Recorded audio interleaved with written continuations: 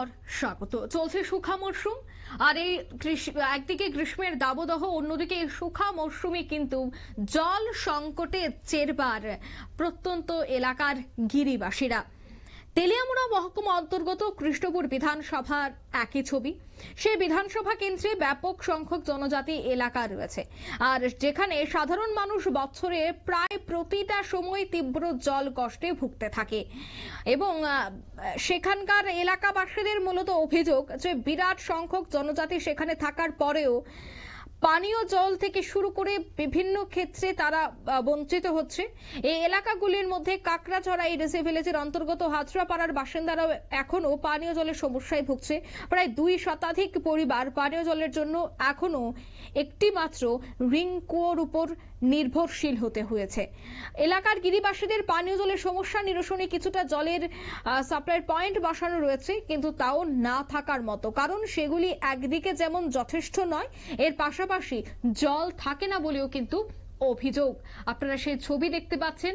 গিরিবাসীদের প্রত্যন্তে যারা বসবাস করেন তাদের জীবনযাত্রা কিন্তু আজও সেই একই তিমিরে। এখনো তারা রাস্তাঘাট, বিদ্যুৎ এবং জল থেকে বঞ্চিত, এমনটাই কিন্তু অভিযোগ করলেন আজ তারা। কি বলছেন শোনাচ্ছি। বিদ্যুৎ কন্টিনিউ, মানে কারেন্ট থাকে না, কারেন্ট থাকে না। এটা লাগিয়া আপনারা, আমি জানাই, আপনারা কিন্তু সবাইতে মানে প্রচার কইরা দিতে পারলে আপনারা খুবই ভালো।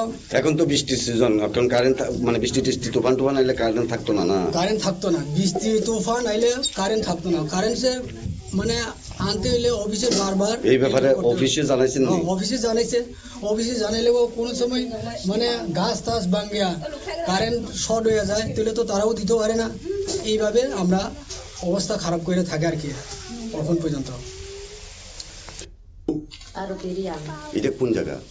হাজরাপাড়া। এখানে কত পরিবার আছে? 226 পরিবার। এটা এডিসি ভিলেজ কাকড়াছড়া। আচ্ছা, কি সমস্যা আপনার? চিনথিয়কে তৈ রং বয়ে অসুবিধা, হেকে তৈ মানুয়া হেকে দ্রে চিনকে পারামসি বয়ে পারামসি চিনকে লাই মেফো হাকসালু বনি জংকে তৈ গাড়ি ফাইফো তৈ গাড়ি ফো মাইয়া হেকে তৈ গাড়ি ফো ফাইফু ফাইয়া সাহা ফাইকে সপ্তাহ 2 সপ্তাহ রং ফাইয়াকে থাঙ্গো হেকে বনিমসি। আপনারা শুনলেন তাদের অভিযোগ। প্রতিনিয়ত কিন্তু সেখানে তাদের জলের সংকট, অন্যদিকে বিদ্যুতের সমস্যায় জেরবার। তবে নেই সেখানে কোনো ধরনের প্রশাসনের হেলদোল, সংশ্লিষ্ট কর্তৃপক্ষের নেই কোনো হেলদোল। তবে কবে নাগাদ তাদের জীবনযাত্রা স্বাভাবিক হবে, কবে তারা সমস্ত সুযোগ সুবিধা পাবেন, তা কিন্তু এবার প্রশ্নচিহ্নের মুখে।